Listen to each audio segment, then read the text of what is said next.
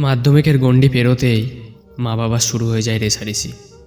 হ্যাঁ, ঠিকই শুনেছেন, মা বাবাদের রেষারেষি শুরু হয়। ছেলেকে সায়েন্সে ভর্তি করতে হবে, ডাক্তার কিংবা ইঞ্জিনিয়ার বানাতে হবে।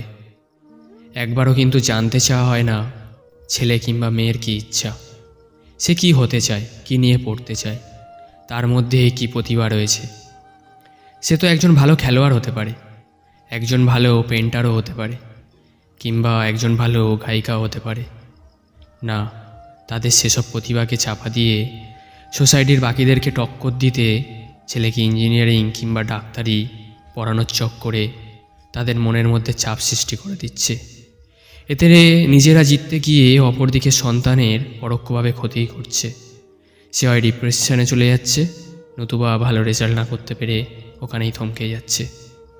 তাই ওদের উপর চাপ সৃষ্টি করে ওদের থমকে না দিয়ে ওদের নিজের প্রতিভাকে গুরুত্ব দিন, ওদের নিজেদের স্বপ্ন পূরণে এগিয়ে দিন।